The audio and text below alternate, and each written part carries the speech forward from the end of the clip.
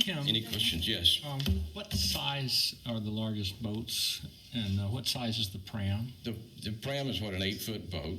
The 420s are 14 feet, I believe, in length, and so we have some lasers that will be 12 to 14 feet. So that basically is and the mast height on them is 14, 16 feet. And how many people are on those boats? 2 people on the 420s, 1 person at a time on the pram. If I could ask, Mhm. you could share, what is your reasoning to, I do take my golf cart out on the peninsula. Yeah. What is your reason for wanting to leave that property? Seems very, We need a little more room. We have an opportunity. We had an opportunity that this land be donated to us for this particular purpose to expand our entire program. Honestly, we are pretty slammed down there right now. The windlasses are there, and they use the city boats, and the DYSA windlasses and the city all share those boats, even though they're owned by the city. This Dunedin Foundation would have their own fleet of boats.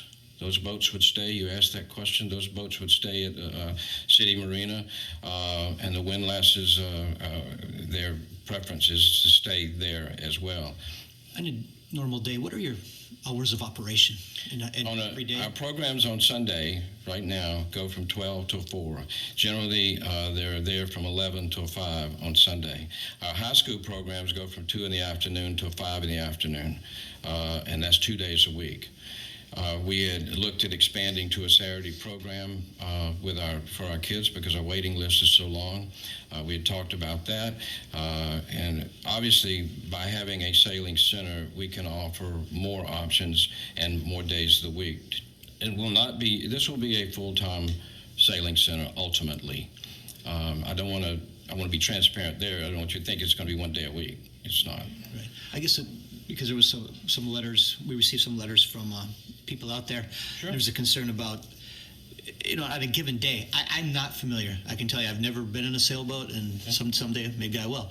But on a, is it younger people that will arrive by car, be dropped off? Are we going to run into a parking problem? Street parking, congestion out there?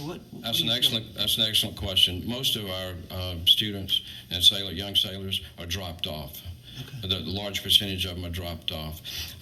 We have probably as many as 10 to 12 cars used at that point in time, either from coaches or volunteers or some parents that stay and watch their kids. So we might have as many as 15 cars as such. Now, those that will drop off and want to watch their kids sail, more than likely will drive out to the causeway and park to watch them from the causeway point of view to sail. So the parking issues, we've also, you'll see in a altered site plan that Rod's brought tonight, that we have addressed some of those parking concerns directly. We realize we want to be good neighbors here. That's all I had there. What size building are you proposing for the site? 2,400 square feet. Okay.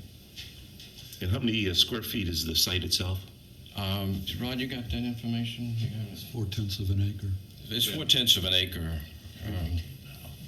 Yeah. I don't have the exact square footage. And how large would the groups be? I mean, On a given day? yeah. On a given day, Yeah. We talking 100? Are we talking 20? Or are we 40, talking? there's, on an afternoon sailing, there's 40 or so kids out there. At the same time? Yes. That'd be a And weekend? that's on a Sunday afternoon. And there are 2 people on the 420 boats. So that is 2 people on those 11 boats. And DYSA actually owns those boats. And then there are the individual prams used. Sometimes we have 25, sometimes we have 33. That it depends. But I think a fair number on a given session in an afternoon would be 40 children and 10 or 12 adults. Let me ask you a dumb question. No, here. no dumb question. Who owns the prams? Who owns the prams? The city owns the prams. Even if this works on the causeway, the city will own the prams there? No, Okay. no. This is